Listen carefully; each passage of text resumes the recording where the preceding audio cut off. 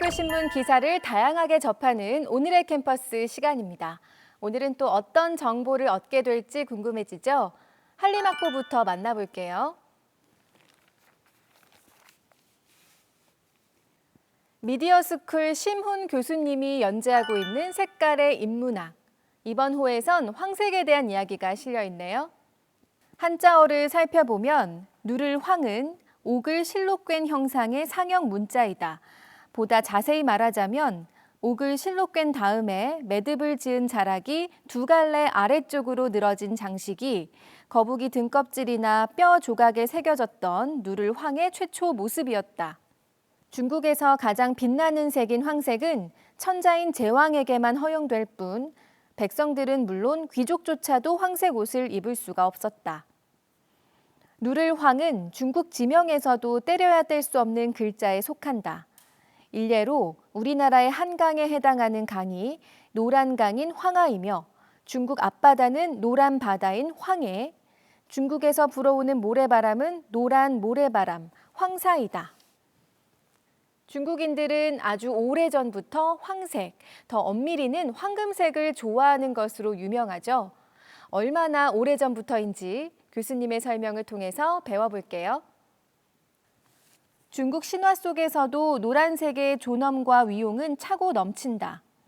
중국의 전설적인 임금인 삼황으로는 수인씨, 복희씨, 신농씨가 있으며 5명의 제왕인 오제로는 황제, 전욱, 제곡, 요, 순이 있는데 오제 가운데 첫 번째 인물이 바로 황제이다. 물론 천자를 의미하는 한자어 황제와 발음만 같을 뿐이며 한자어는 노란색의 제왕을 의미하는 황제이다.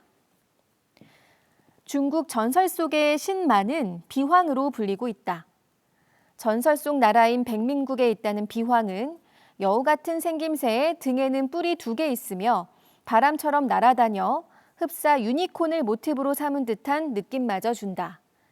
이 비황을 타게 되면 2000살까지 살 수 있다고 한다. 요즘에는 신분이 급작스럽게 상승했거나 갑자기 부자가 된 경우, 권력을 지니게 되었을 경우를 비유하는 말로 사용되고 있단다. 하지만 중국의 포털 사이트인 바이두를 뒤져봐도 신화 속의 말인지라 이미지가 제대로 나와 있는 것이 없어 노란색의 몸통을 지녔을 것으로 추정될 뿐이다. 자, 이번에는 서강학보로 넘어가 볼게요.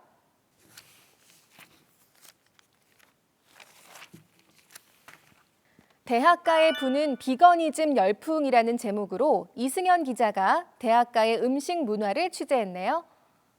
최근 채식주의를 통칭하는 비거니즘 열풍이 거세게 불고 있다. 비거니즘은 동물로 만든 제품의 소비를 거부하는 소비자 운동이다. 동물성 제품을 섭취하지 않는 식습관뿐 아니라 가죽 제품, 동물 실험을 한 화장품과 같이 동물을 착취해 만든 제품의 소비를 지향하는 행위까지 포함한다. 한국채식연합의 추정에 따르면 국내 채식 인구는 2008년 15만 명 수준에서 지난해 약 150만 명으로 10배가량 증가했다. 이는 동물권과 환경 보호에 대한 관심이 높아지며 생긴 변화라는 분석이 나온다. 좁고 밀집된 축사에서 과도한 항생제로 가축을 사육하는 공장식 축산업이 동물 학대라는 지적이 잇따르고 육류 생산이 온실가스와 탄소 배출의 주범으로 지목되며 과도한 육식 문화에 대한 경각심이 커졌다는 분석이다. 이런 소비 문화가 대학가에서 더 두드러지게 확산되고 있고 교내 식당에 그런 문화가 반영되기도 한다는데요. 어떤 학교들이 있을까요? 동국대, 삼육대, 서울대는 채식 식당을 별도로 운영한다. 그중 동국대, 삼육대는 종교적 이유로 식당을 운영하나 서울대는 지난 2010년 채식 동아리 콩밭의 활발하고 지속적인 요구로 채식 식당이 문을 열었다. 현재 세 학교의 채식 식당 모두 코로나19 여파로 인해 휴관 중이지만 학기 중에는 학생들의 수요가 꾸준하다. 그럼 학생들이 비거니즘을 선택하는 주된 이유는 뭘까? 서강학부에서 학우들을 대상으로 설문조사를 실시했는데요. 채식을 실천하거나 지향한다고 답한 비율이 45.1%였다고 합니다. 그 이유는 무엇인지 들어볼게요. 채식을 지향하는 주된 이유를 묻는 질문에는 육류 소비가 환경에 미치는 영향 때문에라고 답한 비율이 65%로 가장 높았으며 동물권 착취에 반대해서가 60%, 채식이 건강에 좋다고 생각해서가 52.5%로 뒤를 이었다. 채식을 지향하며 겪는 어려움으로는 주변에서 비건 식당을 찾기 어려운 문제라고 답한 비율이 40%로 가장 높았으며 비채식주의자와 식사 메뉴 선정이 27.5%, 주변 사람들의 간섭이 20%로 뒤를 이었다. 실질적으로 비건을 실천하려는 움직임이 늘어나고 있는 만큼 개인의 채식할 권리를 보장할 수 있는 사회적 여건 마련이 필요해 보인다. 채식주의자가 150만 명이나 된다고 하니 숫자로 보나 비율로 보나 채식을 위한 여건이 빨리 조성되어야 할 것 같습니다. 자, 이어서 살펴볼 기사는요. 갑질 사회에서 살아남기라는 제목의 기획 기사인데요. 먼저 강혜림 기자가 쓴 갑질의 피해자가 된 청년들, 제가 읽어볼게요. 청년이 체감하는 갑질은 어떨까? 본고는 대학생 135명을 대상으로 갑질 경험에 관한 설문을 진행했다. 먼저 응답자의 78.5%가 갑질을 경험했다며 갑질의 만연한 실태를 드러냈다. 피해 관계는 알바생의 입장에서 손님과 점주가 각각 50.9%, 46.2%에 달했고 교수가 30.2%로 뒤를 이었다. 갑질 유형으로는 손님에게 피해를 입은 응답자의 경우 감정 노동과 서비스 정신 강요, 인격적 하대, 폭언 순으로 나타났다. 점주에게 피해를 입은 응답자 역시 감정 노동과 서비스 정신 강요가 60.8%, 근로법 위반이 54.9%를 기록했다. 교수에게 갑질을 당했다는 응답 중에선 지위를 남용한 부적절 언행이 64.3%, 사적 업무 지시, 사생활 개입이 32.1%였다. 설문조사 결과가 그래프로도 표현이 돼 있는데요. 이런 피해를 당했을 경우 공식적으로 항의하거나 사과를 받아내지 못하는 경우가 많아서 그 피해 여파가 생각보다 더 크다고 합니다. 자, 이어지는 기획기사 끊이지 않는 대학원 갑질, 해법은 연대라는 제목으로 주현우 기자가 쓴 대학원 내 갑질 문제에 대한 글도 읽어볼게요. 대학원 생활 중 가장 힘든 부분을 묻는 질문에는 교수의 우월적 지위, 연구실 인권 문제를 1순위로 지목했다. 이처럼 적지 않은 대학원생들이 갑질로 인한 고통을 호소하는 상황이지만 이들을 보호하는 제도는 전무하다. 현행 근로기준법은 근로자를 직업의 종류와 관계없이 임금을 목적으로 사업이나 사업장에 근로를 제공하는 사람으로 규정하는데 학습과 노동을 병행하는 대학원생은 기준이 모호한 까닭이다. 대학원생 노조는 이처럼 대학원이 온갖 갑질의 온상이 된 원인으로 교수 1인에게 막대한 권한이 집중된 점을 지목하고 지도교수 선택제를 도입해 권한을 분산하는 방안을 제시했다. 대학원생 노동 기본권과 관련해서는 고등교육법 개정을 통해 학생 조교의 역할과 업무를 명확히 할 것과 학생연구원의 근로계약과 산재보험 가입을 의무화할 것 등을 입법 과제로 삼았다.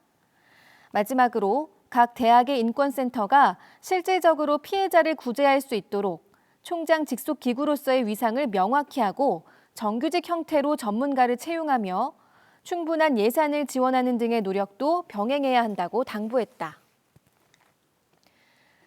자, 이어서 최민진 기자는 직장 내 괴롭힘 금지법 시행 1년째 달라진 점은? 이라는 기사를 취재했는데요. 그래프를 보면 법이 시행된 이후 괴롭힘이 줄었다는 응답이 많기는 하지만 직급이 낮을수록 고용 형태가 불리할수록 연령이 낮을수록 현장의 변화를 체감하지 못하고 있다고 합니다. 그럼 기사를 통해서 보완해야 할 점은 무엇인지 알아볼게요. 법의 적용 범위가 확대돼야 한다는 지적도 잇따른다. 현행법은 근로계약을 체결한 노동자만을 보호 대상으로 삼기 때문이다.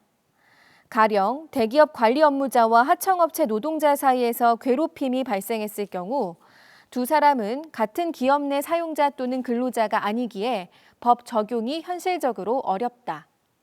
근로계약서를 작성하지는 않았지만 회사에 종속돼 일하는 프리랜서나 간접 고용 노동자도 법의 사각지대에 놓여 있다.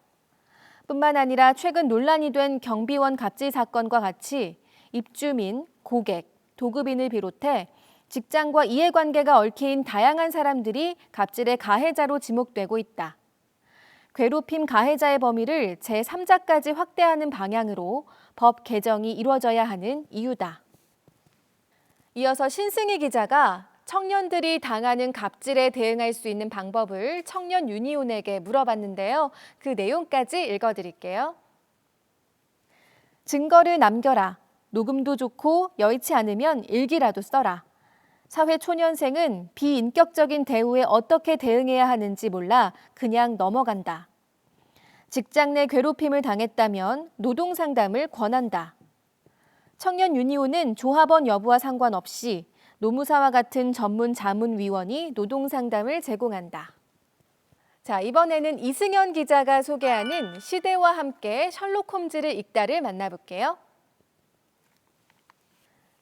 사냥용 모자를 쓰고 파이프 담배를 입에 문 껑충하고 마른 남자의 실루엣을 보면 우리는 자연히 누군가를 떠올리게 된다.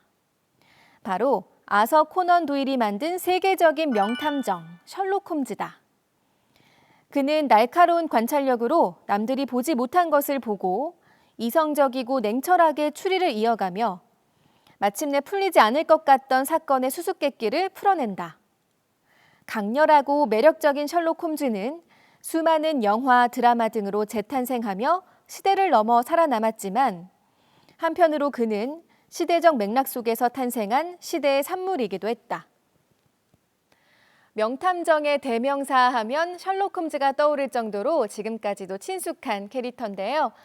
그가 탄생했던 시대상은 어떤 것이었는지 알아볼게요. 셜록 홈즈 시리즈의 주 배경은 19세기 후반 런던으로 그 당시 런던은 제국주의와 자본주의의 빠른 팽창으로 인해 혼란스러운 시기를 지나고 있었다. 국제무역의 중심지이자 생산 및 소비의 중심지로서 경제는 급격히 성장했지만 번영 뒤에는 빈곤과 범죄의 그림자가 존재했다. 일자리를 찾아 노동자들이 도시로 몰려들면서 1801년 약 110만 명이었던 런던 인구는 1900년 초에 600만 명까지 증가했다. 대부분의 노동자들은 경제적 빈곤에 내몰리며 런던의 빈민층으로 편입됐다. 인구는 늘어났지만 치안, 위생, 교육 등의 여건은 충분히 마련되지 못해 전염병이 창궐했고 연쇄살인과 인신매매와 같은 범죄도 증가했다. 영국을 공포에 떨게 만들었던 잔인한 연쇄살인마 잭 더 리퍼가 등장한 것도 이 무렵이다. 코난 도일은 시리즈 첫 번째 책인 주홍색 연구에서 당시 런던을 제국의 온갖 한량과 놈팡이들이 쇠붙이가 자석에 들러붙듯 끌려가는 런던이라고 묘사하는데 이는 번영 뒤 빈곤과 범죄의 그림자가 드리워졌던 런던의 단면을 보여준다.